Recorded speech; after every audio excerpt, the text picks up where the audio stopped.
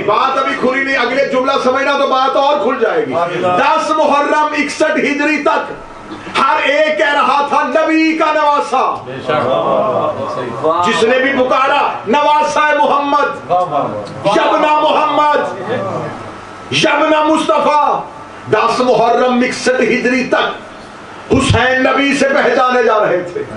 10 محرم کو حسین نے قربانی اتنی بڑی دے دی، اب قیامت تک مصطفیٰ کو کہا جائے گا حسین کا نانا۔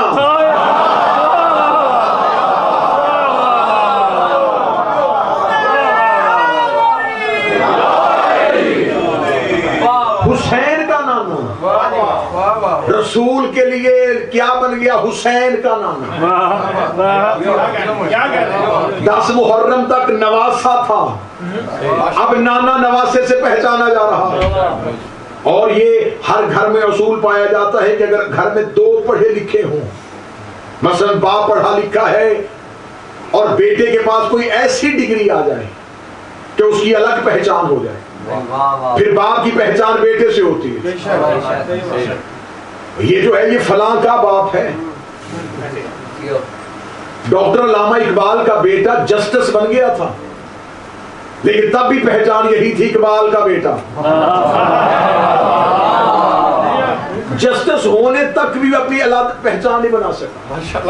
اللہ جانے کیسی پہچان بنائی حسین نے کہ رسول حسین سے پہچانے جا رہے ہیں۔ اب اور زیادہ آسان کرو اس کو اور باریک کر کے ذرا سنتے ہیں۔ جتنے صحابہ کی عزت ہو رہی ہے وہ رسول کی وجہ سے ہے۔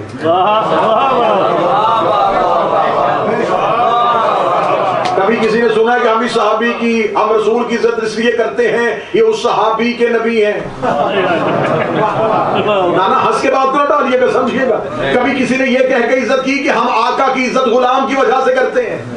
غلام کی عزت آقا کی وجہ سے ہوتی ہے۔ اتنا فرق ہے صحابہ میں اور حسین میں۔ صحابی نبی کی وجہ سے پہچانے جاتے ہیں، نبی حسین کی وجہ سے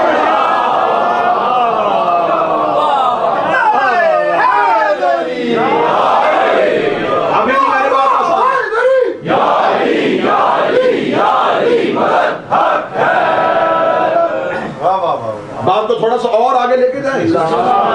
ابھی یہ بات ہوئی عمومی سطح پہ، چہروں کی رنگت تبدیل نہ کرنا، ایک اور اگلی سطح پہ لے کے جاتے ہیں۔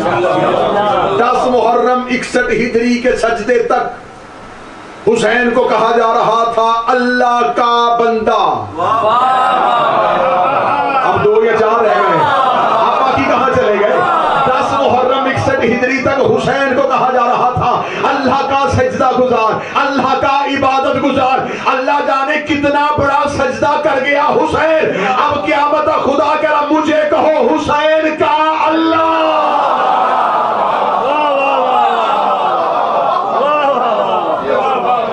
توحید پہچانی جا رہی ہے تو حسین کی وجہ سے، لا الہ باقی ہے تو حسین کی وجہ سے، محمد رسول اللہ باقی ہے تو حسین کی وجہ سے۔ کتنے خوش نصیب ہو، اللہ حسین کا، نانا حسین کا، حسین مرکز۔ توحید نے رشتہ حسین سے جوڑا، نبوت نے رشتہ حسین سے جوڑا۔ اب اس سے بڑھ کے تمہارا نصیب کیا ہوگا؟ فخر کیا کرو جب تمہیں لوگ کہتے ہیں حسین کا آزادہ۔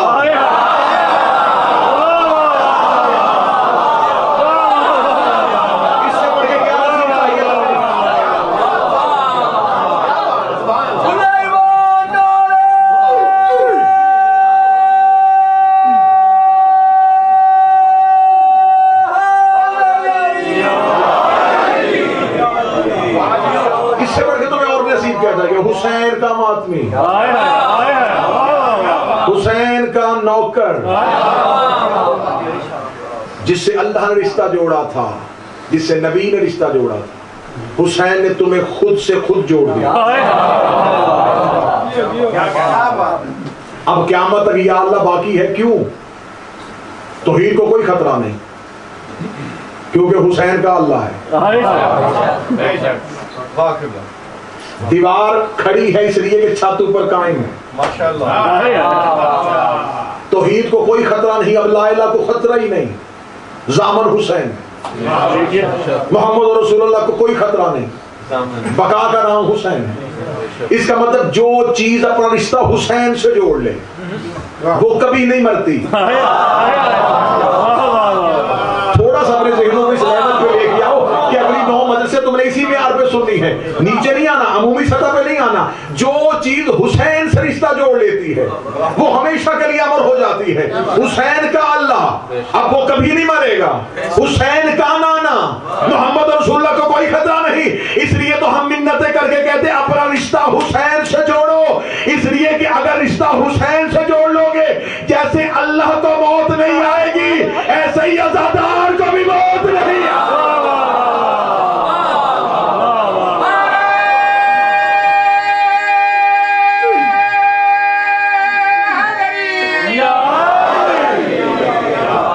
اس لیے تو معصوم نے فرمایا جو آل محمد کی محبت میں مر گیا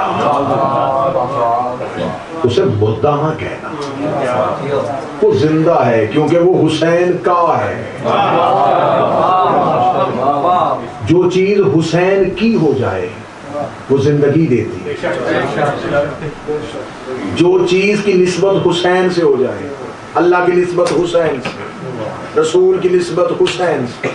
حسین نے قربانی اتنی بڑی دی کہ حسین کے اللہ نے بھی کہلوایا حسین کا اللہ، حسین کے نانا نے کہا حسین کا نانا، حسین کی ماں کو کہا گیا حسین کی ماں، حسین کا بابا، حسین کا بیٹا، حسین کی اولاد، حسین کے نوکر، حسین کے ناصر۔ جو جو چیز حسین سے جڑتی گئی وہ زندہ بھی رہی اور زندگی بھی دیتی رہی، زندہ بھی رہی زندگی بھی دیتی رہی۔ گھروں میں بیٹھ کے ہم پہ فتوے نہ دیا کرو کہ علم پہ کیوں جاتے ہو، ذوالجلال کا احترام کیوں کرتے ہو، تعزیے کو کیوں چومتے ہو۔ یہ لکڑی یا کپڑا نہیں، ہم نسبت دیکھ رہے ہیں، حسین کا تعزیہ، حسین کا زندگی اس نسبت کے ساتھ۔ حسین ابن علی نے توحید کو بھی محفوظ کر لیا، نبوت کو بھی محفوظ کر لیا۔ تذکرہ آدم کا ہو سکتا ہے لیکن آدم کا تذکرہ اس لیے مکمل نہیں کہ آدم کا ایک بیٹا نافرمان تھا، نوح کا تذکرہ اس لیے مکمل نہیں بیٹا باغی نکلا ہے۔ ہر نبی کا تذکرہ نامکمل تھا، حسین نے ہر تذکرے کو مکمل کیا۔ ہر نبی قربانی ادھوری چھوڑ گیا تھا، ہر نبی کے مشن کو مکمل کرنے کے لیے حسین آئے۔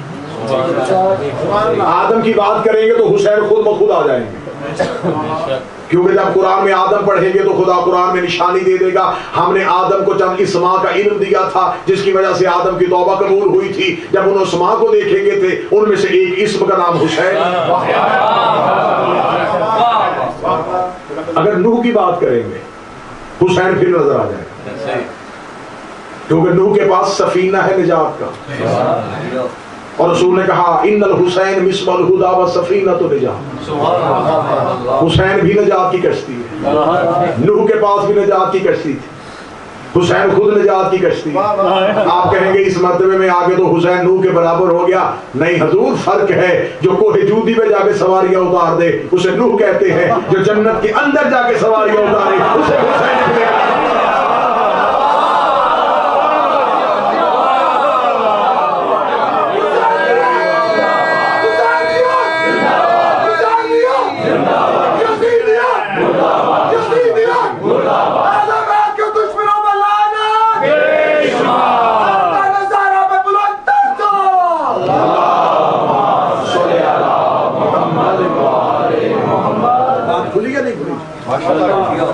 نوح کے تذکرے میں اور حسین کے تذکرے میں فرق ہے۔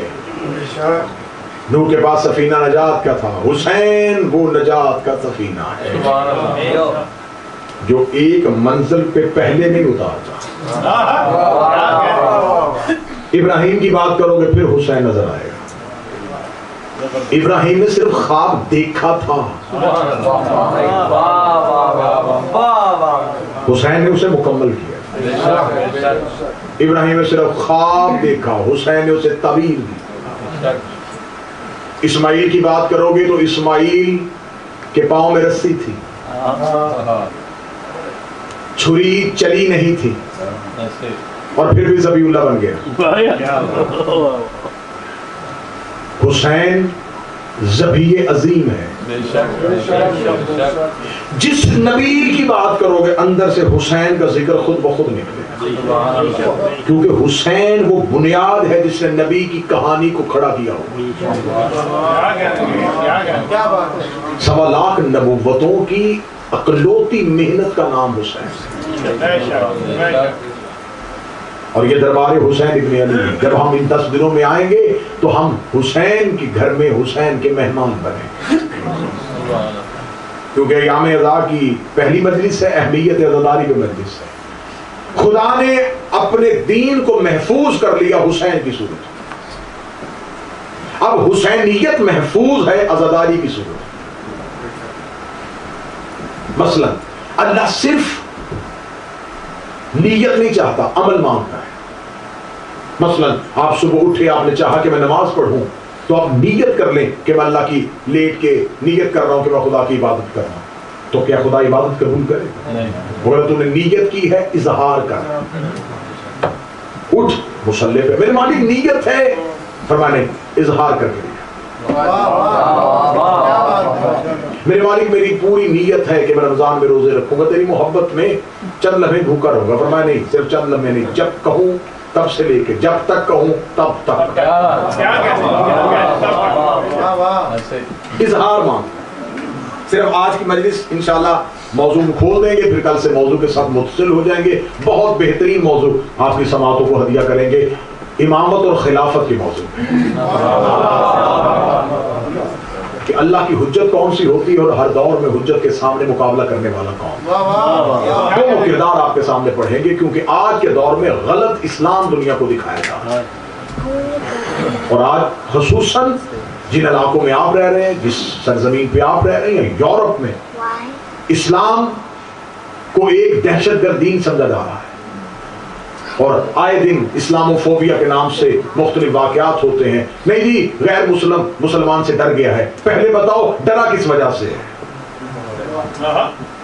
یہ جو غیر مسلم کے سامنے اسلام کی غلط تصویر آئی ہے, یہ پیش کس نے کی ہے؟ جو قرآن پڑھ لیتا ہے وہ اسلام کو مان لیتا ہے, جو تاریخ پڑھ لیتا ہے وہ اسلام سے بھاگ جاتا ہے.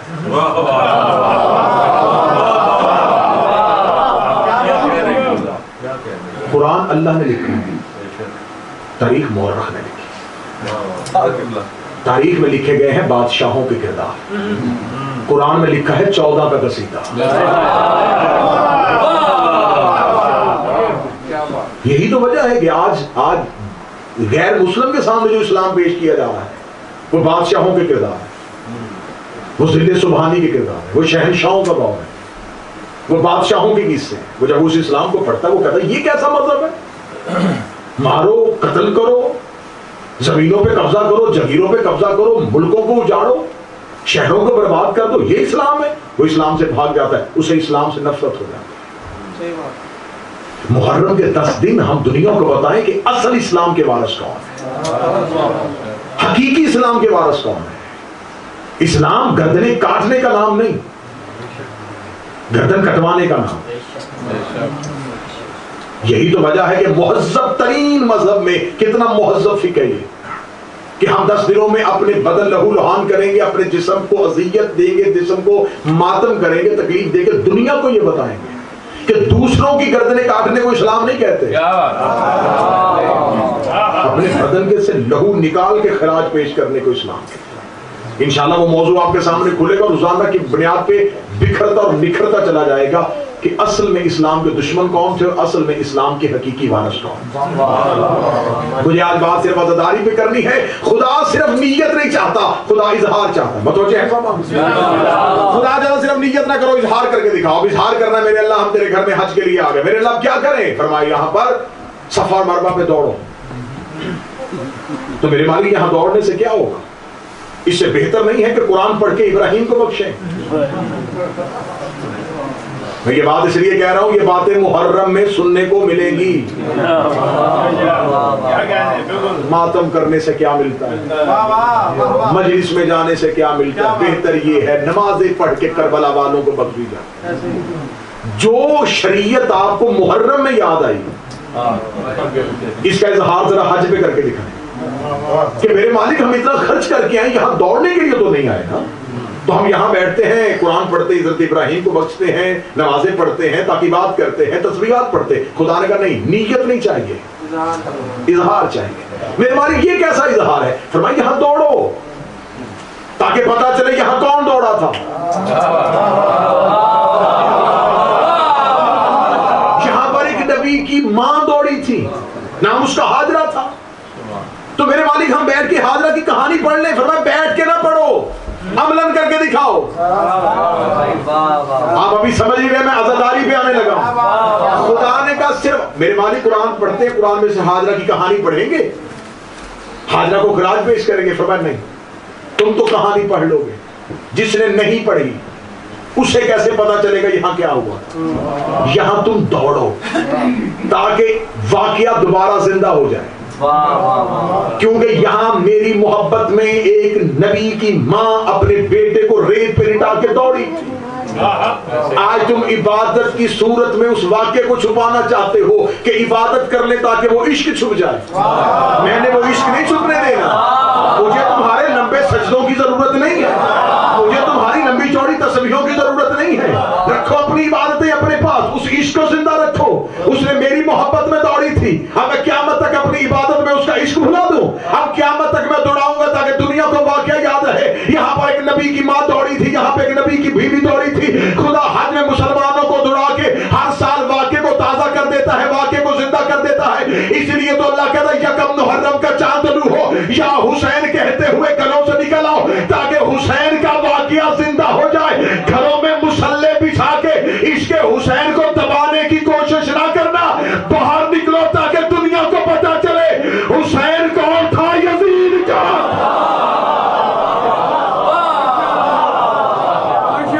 اس لیے بہت خوبصورت دو سطریں کسی شاعر نے لکھی تھی. اس نے کہا کچھ دیر فرض کیجئے یہ مجلس سے نہ ہوں, پورا جہاں حسین کا قاتل دکھائی دے. کہاں سے ڈھونڈو گے پھر حسین کے قاتل؟ کیونکہ حسین کے قاتلوں کے ہاں چھپنے کی یہ ہے کہ وہ اسلام کے لبادے میں چھپے ہوئے. انہوں نے اپنے آپ کو ظاہری طور پہ مسلمان بنا کے پیش کیا تھا, جس کی وجہ سے وہ چھپ گئے. لہٰذا اہمیت عزاداری حسین یہ ہے کہ عزاداری حسین میں اگر کوئی بندہ یہ کہے کہ ہم گھر بیٹھ کے عزاداری کر لے, تو جیسے گھر بیٹھ کے حج نہیں ہوتا. سر ہلا دیا آپ نے, زبان اللہ نے بولنے کے لیے دی.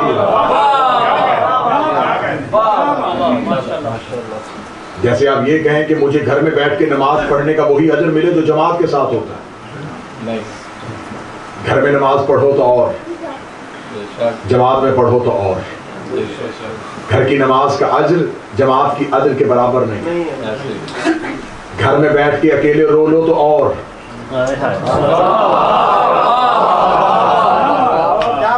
ذکر حسین میں آ کے رو تو اور. ہر عبادت کے لیے جانا پڑتا ہے. حسین خود کھینچتا ہے, اس وجہ سے کہ حسینیت میں ایک کشش ہے. جس میں اس کشش کی صلاحیت موجود ہے وہ خود بخود حسین کی طرف کھینچی چلی جاتی ہے. ان 10 راتوں میں اپنے آپ کو بالکل حقیقی حسین کے عزادار بنا کے زمین پہ بٹھا. حسین سمجھنے کی کوشش کرنا. حسین صرف سننے کا نام نہیں, بے شک حسین اپنے وجود میں اتارنے کا نام. یہی تو وجہ ہے کہ یہ حسین کی کتنی اچھی تربیت ہے. یہ حسین کیسا ہماری نسلوں کو ایک کورس کرواتے ہیں ہر سال کہ حسین ابن علی 9 راتیں تمہیں اپنے گھروں میں بلاتا ہے, تربیت کرنے کے بعد 10ویں دن جلوسوں کی صورت میں بازاروں میں بھیج دیتا ہے. آسان کرو, حسین کہتے ہیں 9 دن حسین سنو, 10ویں دن حسینی بن کے دکھاؤ. 9 دن حسین سنوارتا ہے, 10ویں دن حسین زمانے کے سامنے پیش کرتا ہے کہ کسی نبی نے اپنے ناصر ایسے نہیں سجائے تھے جیسے حسین ابن علی سجا. اسی تذکرہ کو لے کے آگے بڑھیں گے، اور میں نے اللہ کے قرآن میں سورہ مبارکہ البقرہ سے جو آیت پڑھی ہے وہ میرا موضوع ہوگی. موضوع کو آج کھول دیتا ہوں اور انشاءاللہ کل سے اس پہ مسلسل گفتگو ہوگی. سورہ البقرہ میں خدا کہتا ہے، موضوع سنیے گا، جو آیت میں نے منتخب کی ہے آیت کا ترجمہ بتا دے گا کہ موضوع کدھر جائے گا. خدا کہتا ہے اللہ ولی الذین آمنوا یخرجہم من الظلمات الی النور. اللہ وہ ولی ہے جن مومنوں کا اللہ ولی ہے. اللہ وہ ولی ہے جو ان مومنین کو ظلمت سے نکال کے نور کی طرف لے کے آتا. اللہ پہلی ولایت کا تذکرہ کر رہا ہے کہ ایک ولایت وہ ہے جو اندھیروں سے نکالتی ہے نور کی طرف. اور خدا کہتا ہے صرف ایک ہی نہیں ہے، ایک اور بھی ہے. ایک تو میری ولایت ہے جس کو صاحب ایمان مانے گا اور وہ اندھیرے سے نکال کے نور کی طرف لے کے آئے. والذین کفروا اولیاءہم الطاغوت. اور ایک وہ ہے جن کے پاس، کافروں کے پاس ایسے ولی ہیں. کافروں کے بھی ولی ہیں. مومنین کے ولی وہ ہیں جو اندھیروں سے نکالتے ہیں نور کی طرف لے کے آئے. والذین، میں قرآن کی آیت کا ترجمہ پڑھو اور لفظ بلفظ پڑھو. والذین کفروا اولیاءہم الطاغوت. اور کافروں نے ایسے ولی بنائے ہوئے ہیں جو نور سے نکال کے اندھیرے کی طرف لے کے جاتے ہیں. اولئک اصحاب النار هم فیہا خالدون. اور یہی وہ لوگ ہیں جو ہمیشہ کے لیے جہنم میں رہے. ایک وہ ہے جو نور سے نکالتے ہیں. اب اس آیت کو آج اس حد تک ہی کھولوں گا کہ خدا نے یہ نہیں کہا کہ میں وہ ولی ہوں جو اندھیروں سے نکالتا ہوں نور کی طرف لے جاتا ہوں. دوسری طرف خدا نے کہا جو کافروں کے ولی ہیں وہ نور سے ہٹاتے نہیں بلکہ نور میں گئے ہوئے لوگوں کو دوبارہ اندھیرے کی طرف لے کے آتے ہیں. سمجھ گئے حسین کی آیت کھل رہی ہے، آیت خود منہ سے بول رہی ہے. خدا یہاں کہتا ہے خدا کافروں کی بات نہیں کر رہا. کافر تو نور میں گئے ہی نہیں.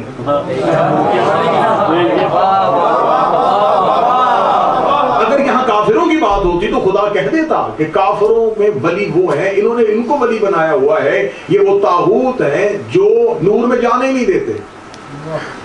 فرمایا نہیں، ان کے پاس جو ولی ہیں وہ نور سے نکالتے ہیں.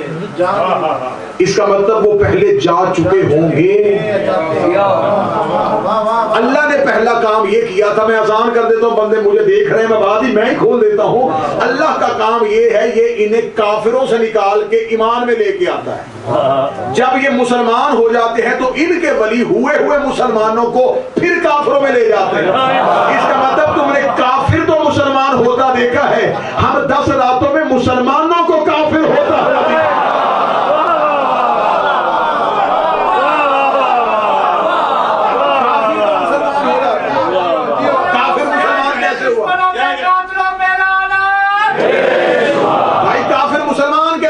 لا الہ الا اللہ پڑھ کے کیا کہنے گے؟ ایسا ہی ہے نا. آج کافر مسلمان ہونا چاہے، پڑھو لا الہ الا اللہ محمد رسول اللہ پڑھو، مسلمان ہو گیا. یہ جو مسلمان ہو کے پھر کافر ہوتا ہے. اب ان راتوں میں ہم دیکھیں گے کہ وہ کس کا انکار کرتا ہے تو کافر ہوتا ہے.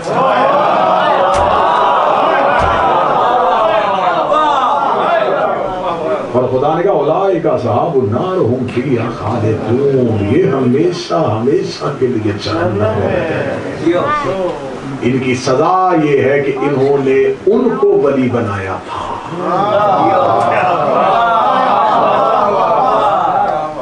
جو نور سے دوبارہ اندھیرے کی طرف لے کے آئے. ہمیں فخر ہے، ہم 2 ولایت بھی ایک نہیں ہے. مومنوں کے ولی اور ہیں، کافروں کے ولی اور ہیں. دونوں پہ بات ہوگی کہ مومنوں کے ولی کون سے ہیں. قرآن سے ولایت پڑھیں گے، قرآن ہی سے ولایت کا تذکرہ ہوگا، قرآن ہی سے ولی نکالیں گے. پھر ان 10 راتوں میں قرآن ہی سے کافروں کے ولی بھی نکالیں گے. اور یہ آیتوں میں حسن ہے، یہ نام نہیں دیتی، نشانی اتنی پکی بتاتی ہے. یہ اللہ کے کلام میں حسن ہے، یہ خدا کے کلام میں حسن ہے. خدا بہت بڑا خالق الکلام ہے، اسے طریقہ آتا ہے. وہ نام لیتا تو جیسے آج روایتیں مٹ گئیں، آیتیں مٹ جاتی. اس نے آیتوں کو زندہ رکھنا تھا، اسے نام نہیں لیے، نشانی اتنی پکی دی ہے. آپ خاموش ہیں، میں اللہ کی ایک نشانی آج پڑھ دوں، آیت ہی میں پڑھ دوں. اس نے کہا انما ولیکم اللہ ورسولہ، اللہ ولی ہے، رسول ولی ہے. اسے پتا تیسرے ولی کا نام لیا تو آیت نکال دیں.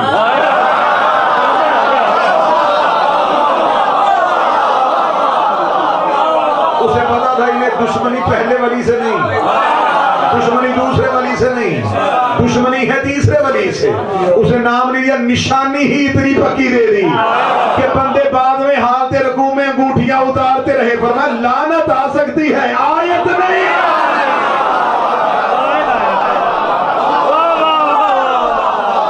یقین کیجئے میں اگلی مجلسوں میں ثابت کرنے کے لیے تیار ہوں کتابوں کے حوالوں کے ساتھ. جب یہ آیت آ گئی تو اللہ نے نام نہیں لیا تھا، نشانی بتائی. ایک وہ ہے جو حالت رکوع میں زکات، خدا نے نشانی بتا دی. لوگوں نے کہا ہم اپنے آپ کو اس نشانی میں لے کے آئے. آیت کے اترنے کے بعد ایک بندے نے حالت رکوع میں انگوٹھی دی. رسول سے آگے کہا یا رسول اللہ میں نے بھی حالت رکوع میں انگوٹھی دی ہے. فرمایا نماز دوبارہ پڑھ، اللہ نے تیری نماز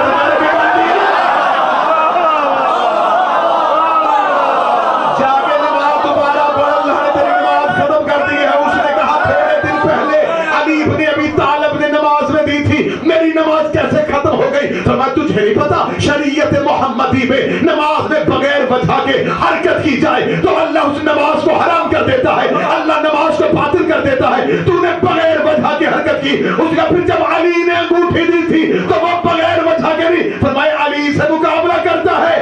علی نماز پڑھ نہیں رہا تھا، علی نماز بچا رہا تھا.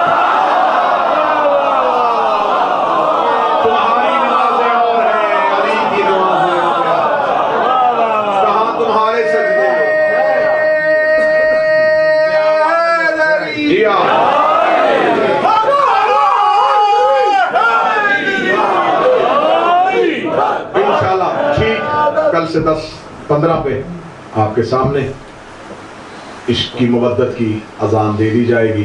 گزارش ہے بر وقت تشریف لائیے گا، حسینی بن کے آئیے گا، عزادار بن کے آئیے گا. اپنے آپ کو حسین ابن علی کے گھر میں ایسے بٹھائیے گا کہ ہم کچھ سیکھنے کے لیے آئے ہیں، ہم حسین سے کچھ مانگنے کے لیے آئے ہیں. کوشش کریں گے پھر مل کے جتنا ہو سکے گا حسین ابن علی کے دروازے پہ خیرات مانگیں گے. چاند وہ طلوع ہو گیا ہے جس میں علی کی بیٹیوں کی چاندنی. اتنا نقصان کسی نبی کے بیٹے کا نہیں ہوا جتنا مذہب اسلام کو بچاتے ہوئے علی کی بیٹیوں.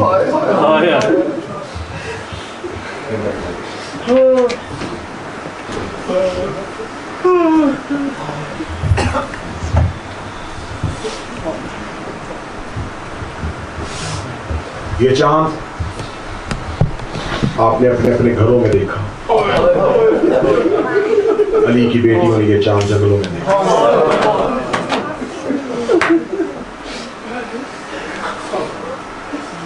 مدینے کے لوگ روایت کرتے ہیں کہ ہم محرم کا چاند آسمان پہ نہیں دیکھتے. امام جعفر صادق کے گھر سے رونے کی اتنی آوازیں پتہ چل جاتا تھا کہ محرم کا چاند. سال میں 10 ہی تو راتیں آتی ہیں غریبوں کو رونے کی. حق تو ہم سے ادا ہو نہیں سکتا، زیادہ سے زیادہ کتنی دیر روتے ہیں. فضائل ہم 45 یا 50 منٹ پڑھتے ہیں، مصائب 10 یا 15 منٹ. 15 منٹ سے زیادہ مصائب پڑھ لیں تو بعد میں مومنین کہتے ہیں مصائب کم پڑھیں گے، بہت لمبا مصائب پڑھ دینا. فطرت انسانی ہے، انسان اتنی دیر رو نہیں سکتا. تھوڑی دیر رو لو گے تھک جاؤ گے. یہ حوصلہ ہے سجاد کا، 1 نہیں 2 نہیں 4 نہیں 10 نہیں 40 سال خون رویا، اور 40 سال لہو رونے کے بعد کہنے لگا بابا سکینہ کے تماچے کی قیمت ہے. بابا تجھے رونے کہا کرا. اتنا رو لینا. اگر آ جاتے ہو مجلس میں بھی کوشش کیا کرو کہ ایک آنسو ضرور مولا سے کسی بندے نے پوچھا تھا کہ مولا آپ کے جب حسین کو کتنا رویا جائے؟ مجھے حسین کی عزت کی قسم ہے رسول کے بیٹے یہ نہیں کہ چیخے مار کے رو دھاڑے مار کے رو، فرمایا اتنا رو لے کہ تیری آنکھ میں اتنا آنسو آ جائے کہ ایک مچھر کا پر بھیگ جائے۔ میں محمد کا بیٹا وعدہ کرتا ہوں ہم تم پہ جنت کو واجب کرتے ہیں۔ ہر عبادت میں ریاکاری حرام ہے، لیکن حسین کہتا ہے کہ تم میرے ذکر میں آؤ رو نہ سکو، رونے والی شکل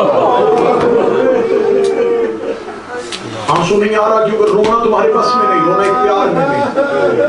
آنکھ کے آنسو کا تعلق ہوتا ہے دل کی چوٹ سے، دل تڑپتا ہے تو آنکھ روتی ہے، دل تڑپے گا نہیں آنکھ روئے گی نہیں۔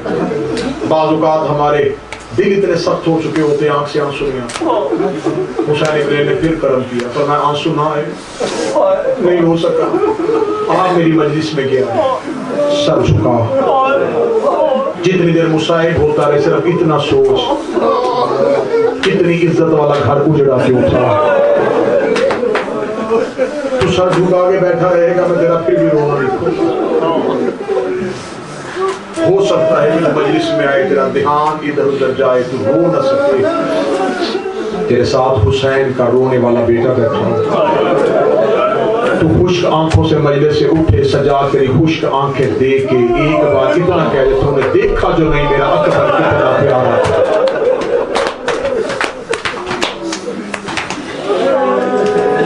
تہذیب ہوتی ہے، ہر ایک چیز کا ایک طریقہ ہوتا ہے۔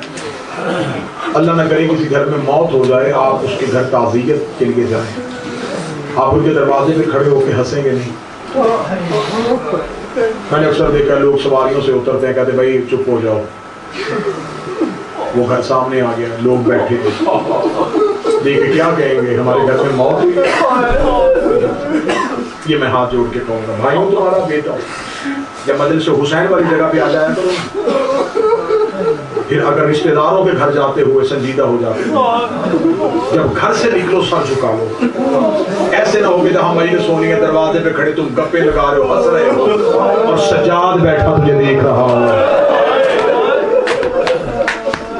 میں ماؤں بہنوں بیٹیوں سے گزارش کروں گا کہ جب مجلس حسین میں آ جاؤ سارا سال تمہیں باتیں کرنے کے لیے ملتا، جب غریب کے گھر میں آؤ یہ نہ ہو کہ پہلے سے بھی شروع نہیں ہوئی تھوڑی دیر باتیں کر لیں، تھوڑی دیر بیٹھ کے ایک دوسرے کی خیریت پوچھ لیں، کیونکہ تم سمجھتے ہو کہ ذاکر نہیں آیا تو مجلس شروع نہیں ہوئی۔ پنڈال سجتا ہے اور حسین کی ماں آ جاتی ہے، ہو سکتا ہے کوئی بھی نہ آیا ہو اور حسین کی ماں بیٹھی ہے، وہ تجھے دنیا کی گفتگو میں دیکھ لے تو بجائے اجر لینے کے حسین کی ماں کی ناراضگی نہ لینا، ماتمیوں بجائے اجر لینے کے لیے حسین کے سجاد کی ناراضگی نہ لینا۔ پورا سال ہوتا ہے تمہارے پاس، پورا دن ہوتا ہے، لیکن جب مجلس شبیر میں ہو گھر سے نکلو نیت کر لو ہم حسین کو رونے جا رہے ہیں۔ کوئی بھی نہ آیا ہو جس جگہ میں مجلس ہو رہی اس جگہ پہ آگے تھوڑی دیر بیٹھ جاؤ، جہاں تو یہ سمجھ کے ہال میں نہیں آتا کہ میں اکیلا ہوں، یہ سوچ کے آیا کر کے یہاں سجاد بیٹھے، ہو سکتا ہے میں اکیلا جا کے بیٹھوں گا سید الساجدین میرا نام سب سے پہلے لکھے، جب کوئی بھی نہیں آتا تھا تو یہ حسین کا جتنی دیر مجلس میں بیٹھو پھر سر جھکا کے رکھنا، کیونکہ گھر سے نیت کر کے آئے ہو حسین کو رونے کے لیے۔ مدینے کے لوگ کہتے ہیں محرم کا چاند طلوع ہوتا ہم آسمان پہ نہیں دیکھتے، اتنی چیخوں کی آواز۔ مدینے کا ایک شخص کہتا ہے کہ میں مدینے میں باہر سے گیا ہوا تھا، کسی اور شہر میں رہتا تھا، مدینے میرا کاروبار تھا، میں وہاں جا کے آباد ہو گیا۔ اس نے کہا میں مدینے کی تہذیب سے واقف نہیں تھا، میں نے کلمہ نبی کے جانے کے بعد پڑھا تھا، میں نے رسول کو نہیں دیکھا، میں نے علی کو نہیں دیکھا تھا، میں نے کربلا حسین کی نہیں دیکھی تھی۔ امام جعفر صادق کے دور میں یہ بندہ مدینے آیا، وہ کہتا کہ محرم کا چاند طلوع ہوا نا تو میں اپنی دکان پہ تھا، میں نے دیکھا کہ لوگ بھاگ بھاگ کے جا رہے ہیں، وہ کہتا میں ڈر گیا، میں نے کہا کیا ہو گیا مدینے میں نے ایک بھاگتے ہوئے بندے کا ہاتھ پکڑ کے پوچھا کہاں جا رہے ہو؟ اس نے کہا محلہ بنی ہاشم۔ اس نے کہا محلہ بنی ہاشم میں کہہ رہے ہیں؟ اس نے بھاگ کے انگلی کا اشارہ کر کے دیکھ لے ہاں محرم کا چاند،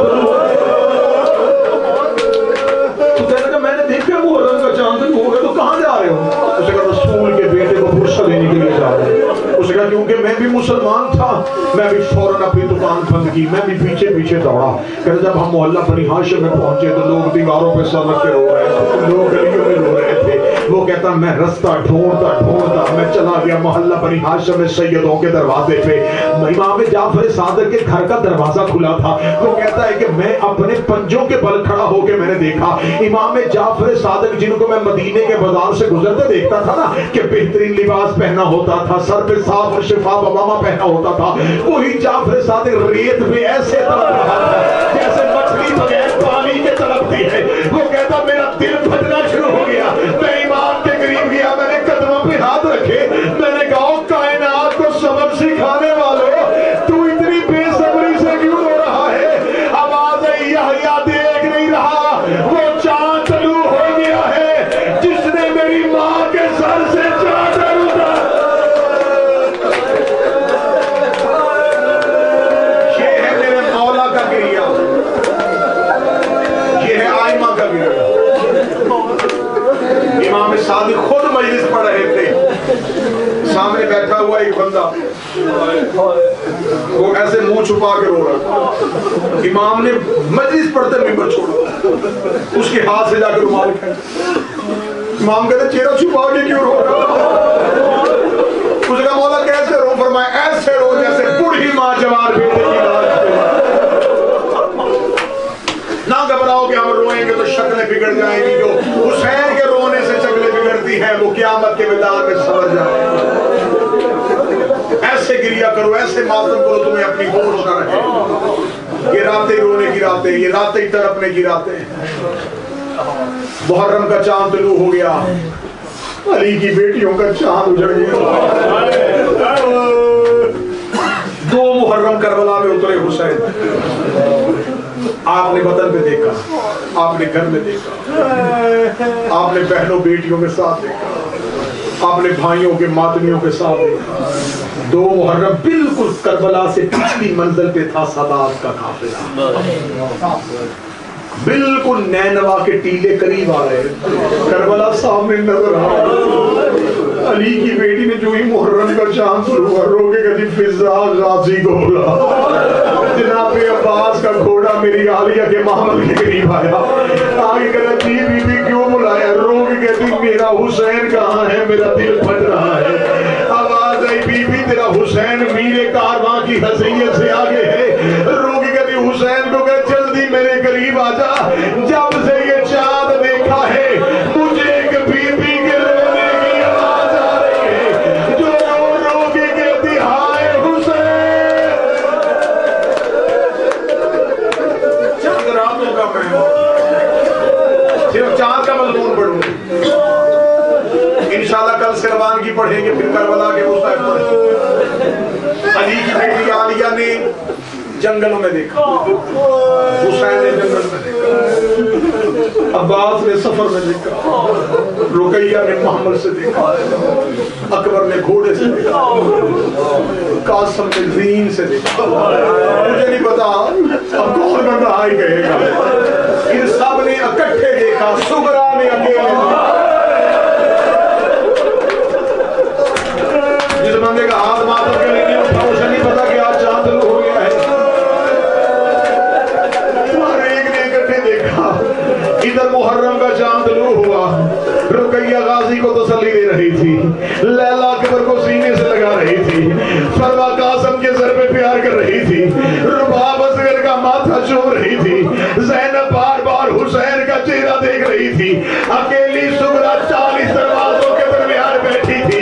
इधर मुहर्रम का चांद तलू हुआ, सुगरा कैसे उठी अब मुझे नहीं पता, कुछ सही कर मुझे माफ कर देना। सुगरा ऐसे उठ के नाले की कब्र की तरफ गई जैसे अकबर की लाश कब्र मोहम्मद में जाके सुगरा ने हाथ रखा, रोक के उठ मदीने वाला मोहम्मद, ये चांद ऐसा तलू हो गया है मेरे घर में रोने की आवाज है।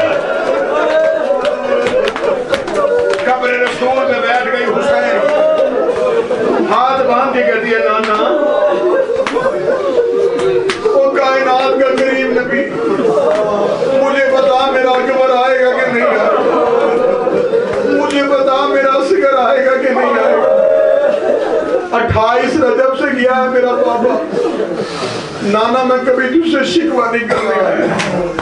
نانا جب سے یہ چاند طلوع ہوا ہے نانا میرا دل گھبرا رہا ہے. نانا سغرا کا دل بیٹھ رہا ہے. نانا میں زندہ نہیں رہوں گی اکبر کے بغیر. قبر محمد پہ رو رو کے بار بار منتوں کے چراغ جلا رہی تھی.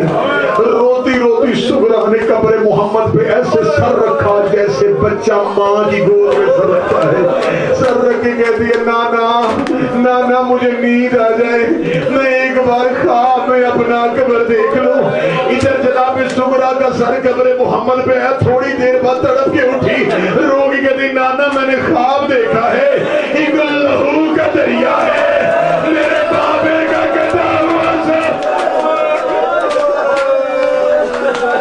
آواز سغرا منتوں کے چراغ میں جلا. سغرا منتوں کے چراغ نہ جلا. بس آخری حصہ پڑھنے لگا. کتنا پیار ہے آل محمد کو حسین کے رونے سے. رسول کی بیٹی سیدہ جب گود میں آ گئے تھے نا حسین, نبی کی اکلوتی بیٹی, بی بی دیکھتی کہ رسول حسین کو اٹھاتے حجرے کے کونے میں جا کے گود میں لے کے روتے.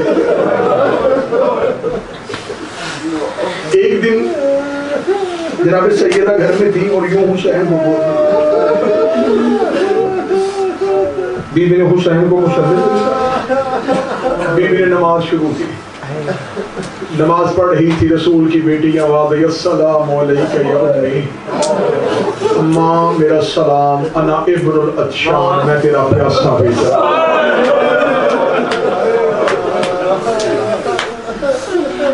یا اما انا ابن الغریب. اماں میں تیرا مسافر بیٹا. یا اما انا ابن المظلوم. اماں میں تیرا مظلوم بیٹا. اگلی سطر میں دعا کرتا ہوں میرا بادشاہ حسین مجھے اتنی طاقت دینا مات نہیں سمجھ سکے. ایک آواز آئی میں تیرا پیاسا بیٹا. ایک آواز آئی میں تیرا مظلوم بیٹا. ایک آواز آئی میں تیرا مسافر بیٹا. اگلی ایسی آواز آئی ہے محمد کی بیٹی مصلی پہ گر گئی ہے. آواز آئی یا اما انا ابن الاسکان. اماں میں تیرا پسا ہوا بیٹا.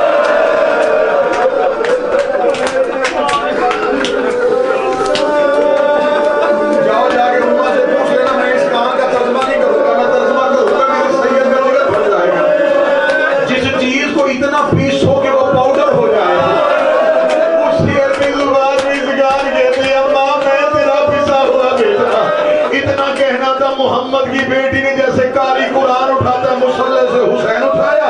رسول کی گود میں رکھی کہتی ہے بابا مجھے بتا, یہ مجھے مظلوم کہتا رہا میں صبر کرتی رہی. یہ مجھے غریب کہتا رہا میں صبر کرتی رہی. یہ مجھے مسافر کہتا رہا میں صبر کرتی